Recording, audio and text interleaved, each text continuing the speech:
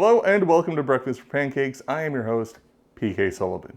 This week I'm going to show you how to make a super simple introductory risotto. I call it Risotto Cacio e Pepe. When I make risotto at home, I like to keep things simple. One of my favorite pasta dishes is cacio e pepe.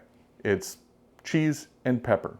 Really couldn't get any simpler. I make a risotto version. Risotto is a thick rice porridge. It creates its own sauce. You toast the rice and then you slowly cook it by adding hot liquid, letting it get absorbed, stirring it constantly, adding more liquid, etc. until the rice is perfectly al dente and it has created its own rich, luscious sauce. Risotto isn't complicated, it's not hard to make, it just takes a really long time. So, stick around and I'll show you how to make it.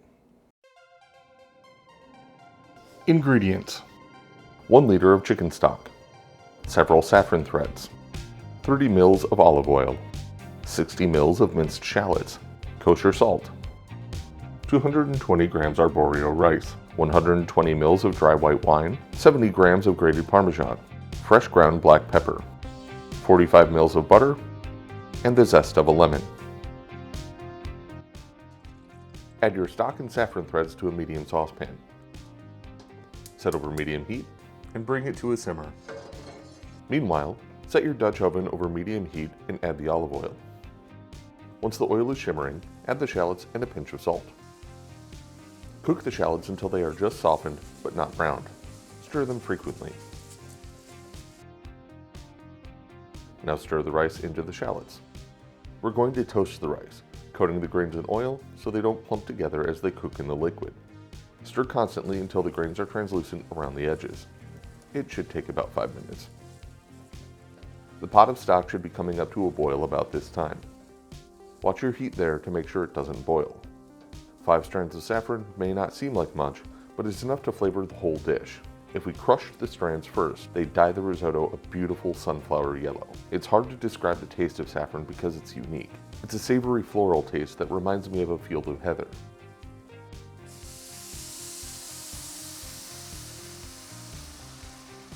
Now add the wine and cook it down until the liquid in the pan is reduced to a thick sauce. It should only take a couple minutes. Adding the wine and cooking it down first does 3 things. 1. It starts hydrating the risotto, freeing starches from the grains and forming the beginnings of the porridge. 2. It cooks off the alcohol in the wine. 3. Flavor compounds that are alcohol soluble but not water soluble are released from the shallots. Once the wine has been incorporated into the risotto, begin adding the stock a ladle at a time. Pour in the stock and stir it to mix. You want to stir frequently, but don't feel as if you'll ruin your risotto if you don't stir constantly. Add stock every time the sauce thickens up, stirring it in so all the rice has a chance to cook evenly. The rice will expand as it absorbs liquid. Start testing it once the sauce starts thickening around plump grains. The perfect texture for risotto is tender on the outside and firm but not chalky inside.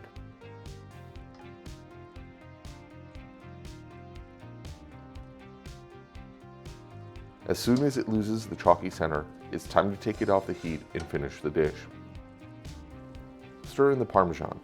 This will thicken the sauce considerably as it melts. Now add the butter, stirring it gently.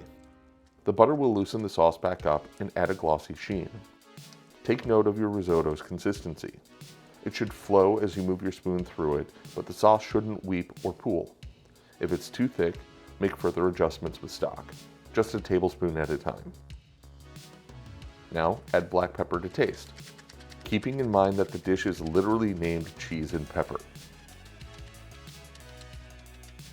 Stir in the optional lemon zest if you're using it. Risotto firms up as it cools, especially versions like this that are enriched with cheese. Serve it immediately so the diner can experience the beautiful flowing sauce.